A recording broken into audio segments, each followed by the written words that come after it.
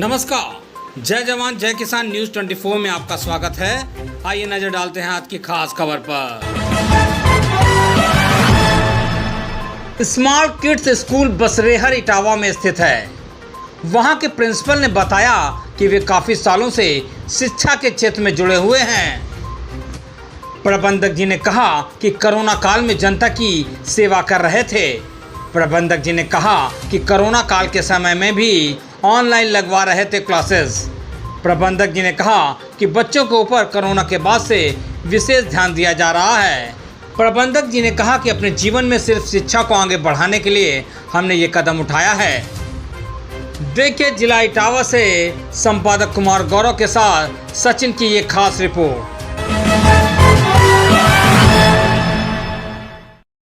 आप देख रहे हैं जय जवान जय किसान न्यूज 24। मैं कुमार गौरव। आज मैं हूं जिला इटावा में और इटावा का एक ब्लॉक बसरेहर। आज मैं जहां बैठा हूं उस विद्यालय का नाम है स्मार्ट किड्स स्कूल। हमारे साथ बात करने के लिए उपस्थित हैं यहाँ से प्रबंधक महोदय, प्रधानाचार्य महोदय।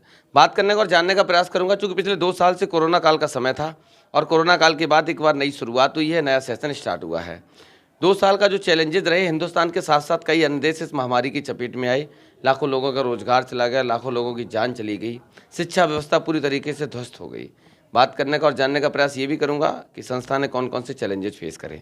सर, सबसे पहले तो आपका स्वागत है हमारे चैनल में। जी नमस्ते सर जी, आप लोगों का भी स्वागत है स्कूल में। जी सर, स्मार्ट किड्स स्कूल नया सेशन स्टार्ट हुआ, 2 साल का कोरोना काल का समय रहा, कैसा रहा पूरा सिनेरियो? सर, जिस तरीके से हम लोग संघर्ष कर रहे थे, अपने बच्चों को हमने बहुत अच्छा पढ़ाया, बहुत अच्छा सिखाया।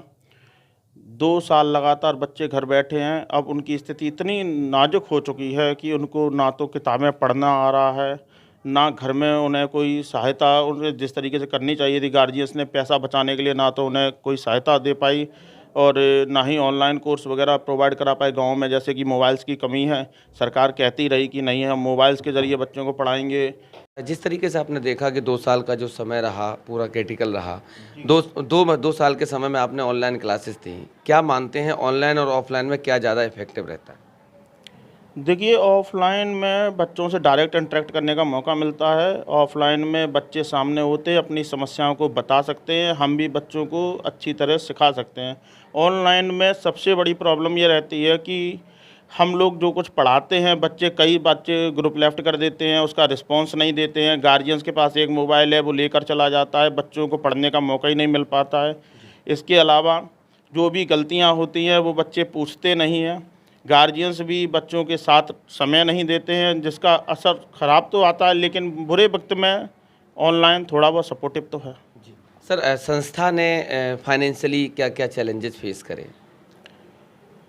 सरकार को सबसे पहले स्कूलों के बिल माफ़ कर देने चाहिए थे, नहीं किए। गाड़ियों की लगातार, हमारे यहाँ तो खैर नहीं है, लेकिन अदर स्कूलों में जो गाड़ियाँ थीं, लोगों ने बताया कि गाड़ियों की जो है लगातार जो है किस्तें भरी गई, लेकिन सरकार की तरफ से कोई हेल्प नहीं मिली। जबकि गाड़ियाँ जो है खड़ी थी, उनसे कोई पैसा नहीं आ रहा था, क्योंकि वो स्पेशली स्कूल के लिए थी, सरकार को हेल्प देनी चाहिए थी। इसके अलावा फ़ीस नहीं आई है। जब फ़ीस नहीं आई, हमने अपने टीचर्स को पेमेंट किया, हमने अपने ड्राइवर्स को, जो भी अदर स्कूल हैं बताते हैं कि हमने ड्राइवर्स को भी पेमेंट किया है थोड़ा बहुत, क्योंकि उनके पास अपनी सोर्स ऑफ इनकम कुछ थी नहीं, सब लोग स्कूल से जुड़े हुए थे। हमारे यहाँ 4th क्लास में जो लोग हैं साफ़ सफाई कर्मचारी, उनको हम लोगों ने पैसा दिया। आखिर ये सारा पैसा हम लोग लाते कहाँ से? तो हम लोगों के सामने इतनी बड़ी समस्याएं हुई, कई लोगों ने कर्ज लेकर पैसा दिया, क्योंकि हमें आगे चल के स्कूल तो चलाना था। लेकिन सरकार को जो हम लोगों को हेल्प करनी चाहिए थी, वो नहीं की, और इसका बहुत दुख है। लेकिन फिर भी प्राइवेट संस्थान एक बार खड़े हुए हैं दोबारा से, तो सरकार हेल्पिंग हैंड दे रहे हैं, बच्चों का भविष्य सुधार रहे हैं। कृपया सरकार कुछ करे, जो नेता हैं वो हमारे विषय में भी सोचें, और एक ना एक बजट ज़रूर प्राइवेट स्कूलों को दिया जाए, ताकि हम लोग अपनी माली जो हालत जो ख़राब हुई है उसमें आगे बढ़ें, थोड़ा स्थिति सुधरे। बहुत महत्वपूर्ण बात आपने कही। जिस तरीके से पूरे कोरोना काल में सरकार की तरफ से कोई भी सहयोग नहीं मिला, क्या उम्मीद करते हैं कि आगे सरकार ऐसा कोई कदम उठाएगी बजट को लेकर या अन्य अन्य रिसोर्सों की तरह, जिससे कि प्राइवेट संस्थाओं को कुछ हेल्प मिल सके? जी, सबसे पहले तो सरकार को प्राइवेट शिक्षकों के विषय में सोचना चाहिए। जो प्रबंधक लाखों रुपए लगा के, करोड़ों रुपए लगा के स्कूल चला रहे हैं, उनकी स्थिति इतनी ज़्यादा दयनीय हो जाएगी, इतना ज़्यादा उन पर कर्ज आ जाएगा।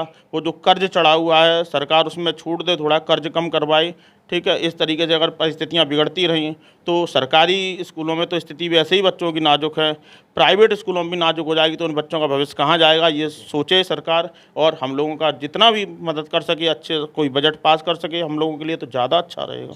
आप शिक्षा से जुड़े हुए हैं, जिस तरीके से आपने देखा कि हिंदुस्तान पर वेस्टर्न कल्चर धीरे धीरे हावी हो रहा है, बच्चे अपनी मूल संस्कृति से दूर जा रहे हैं, संस्था ऐसा क्या करने वाली है जिससे कि हमारी संस्कृति भी बची और शिक्षा भी निरंतर आगे बढ़ती? देखिए, सबसे पहले तो स्कूल में शिक्षा से पहले संस्कार आते हैं। हम लोग संस्कार देते हैं, बच्चों को बताते हैं, आप माता पिता के पैर छुए, माता पिता की जो है आज्ञा का पालन करें, माता पिता के पैर छूकर आएँ, पैर दबाएं, उनको किसी भी चीज़ के लिए निराश ना करें, उनकी आज्ञा का पालन करें। ये सारी चीज़ें बताई जाती हैं। इसके बाद आती है शिक्षा। तो शिक्षा में भी ये चीज़ है कि बच्चे जो है इस लगन से पढ़ें, माता पिता का पैसा खर्च होता है, उनकी एक उम्मीद है बच्चों के साथ, संस्कारों को साथ में रखते हुए अपनी पढ़ाई आगे बढ़ाएं। और सबसे बड़ी बात ये है कि माता पिता का भी ये फ़र्ज़ बनता है कि वो माता पिता के साथ अपने बच्चों के लिए एक दोस्त भी बने, क्योंकि मार पीट करके ज़बरदस्ती उनके ऊपर अपने उम्मीदों को थोप कर कोई भी माता पिता अपने उद्देश्यों में कभी सफल नहीं हो सकता। सर, आखिरी सवाल आपसे, शिक्षा व्यवस्था जो एजुकेशन गैप रहा 2 साल, उसको रिकवर करने के लिए कौन कौन से एफर्ट संस्था करने वाली है? देखिए, सबसे पहले तो बच्चों को कुछ भी समझ में नहीं आ रहा है कि वो 1 क्लास 2 क्लास उनकी जो छूट गई है वो आगे पढ़ें या पिछली क्लासों में जाएं, 2 साल का कोर्स वो कैसे पूरा करें। सबसे बड़ी समस्या यहीं आती है। सरकारी स्कूलों में पहली, दूसरी, तीसरी में बच्चा 8वीं तक पहुंच जाता है, उसे किताब नहीं पढ़ने आ रही, अपना नाम नहीं लिखने आ रहा है, सबसे बड़ी समस्या। प्राइवेट स्कूलों में बच्चा 2 साल के गैपिंग के बाद अब वो कहाँ बैठेगा, माता पिता भी श्योर नहीं कर पा रहे हैं, क्योंकि कंडीशन पढ़ाई की बहुत ज़्यादा ख़राब है। हम लोग कोशिश कर रहे हैं कि बच्चों को ऑनलाइन सपोर्ट दें ताकि बच्चे किताबें पढ़ना तो सीखें। इसके अलावा कंपटीशन है, कंपटीशन में भी उन्हें कोशिश करते हैं कि अधिक से अधिक क्वेश्चंस वो तैयार करें। साइंस है, मैथ्स है, इंग्लिश है, हिंदी है, ठीक है, जीके है, कंप्यूटर है, ताकि बच्चों की पढ़ाई जो छूट गई है वो करें। इसके अलावा ट्यूशन जो भी हमसे होता है, हम कोशिश करेंगे जो बच्चे स्कूल में थोड़ा बहुत देर रुकते हैं उन्हें 15-20 मिनट, आधा घंटा हम एक्स्ट्रा समय देते हैं, ताकि बच्चे अपनी जो कमियां हैं, जो छूट गया है कोर्स, उसे पूरा कर सकें। और जो भी कोशिश यही रहेगी, सरकार से भी मैं यही कहना चाहता हूँ, छुट्टियाँ कम से कम करें। हिंदुस्तान में त्यौहार की वजह से इतनी छुट्टियाँ कर दी जाती हैं कि बच्चों की पढ़ाई का बहुत ज़्यादा नुकसान होता है। छुट्टियाँ कम से कम करें और बच्चों की पढ़ाई पर ज़्यादा फोकस करें ताकि बच्चों का भविष्य उज्जवल हो सके।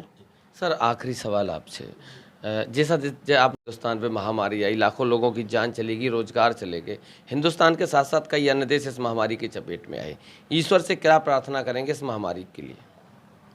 ईश्वर से प्रार्थना यही करेंगे ये महामारी जल्दी जल्दी बिल्कुल जड़ से ख़त्म हो जाए, क्योंकि अभी भी सुनने में आ रहा है कहीं ना कहीं कुछ जिलों में महामारी फिर से बढ़ रही है। तो हम यही चाहेंगे कि महामारी ये ख़त्म हो जाए और भविष्य में कभी भी ऐसी कोई महामारी ना आए जिससे हम लोगों का जीवन बिल्कुल अस्त व्यस्त हो जाए। बहुत बहुत धन्यवाद सर, बात करने के लिए, समय देने के लिए। Thanks a lot. जिस तरीके से भी मैंने दिखाया था कि इस विद्यालय के प्रबंधक महोदय से हमारी वार्तालाप हुई थी, उन्होंने बहुत बारीकी से बताया कि कोरोना काल के समय कौन कौन सी परेशानियों का सामना करना पड़ा। हमारे पीछे विद्यालय का पूरा मैनेजमेंट खड़ा हुआ है। इन लोगों से भी बात करने का और जानने का प्रयास करूँगा कि कोरोना काल के समय कौन कौन सी परेशानियों का सामना किया। क्या नाम है आपका? मेरा नाम सर श्री अमित कुमार है। कौन सा सब्जेक्ट पढ़ाते हैं? सर मैं SST पढ़ाता हूँ। कब से पढ़ा रहे हैं? मैं 5 साल हो गए लग। कोरोना काल का जो समय रहा, उस पूरे समय में क्या चीज़ें आपने देखी? सर जो कोरोना काल का जो टाइम रहा वो बहुत ही विपरीत रहा, बच्चों के लिए भी और हमारे लिए भी। बच्चे अब जब कोरोना के टाइम के बाद अब आ रहे हैं तो ये समझ लीजिए कि बच्चों की स्थिति बहुत ख़राब है कि हमें फिर उसी नए स्तर से, उन्हीं जो पुराने समय में जो भूल गए हैं, अब नए तरीके से उन्हें पढ़ाना पड़ रहा है।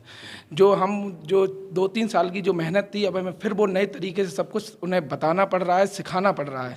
बच्चों की अब स्थिति ये समझ लीजिए कि अब बेटर हो पा रही है करीब 6 महीने के बाद, जब से लॉकडाउन रीओपन हुआ है।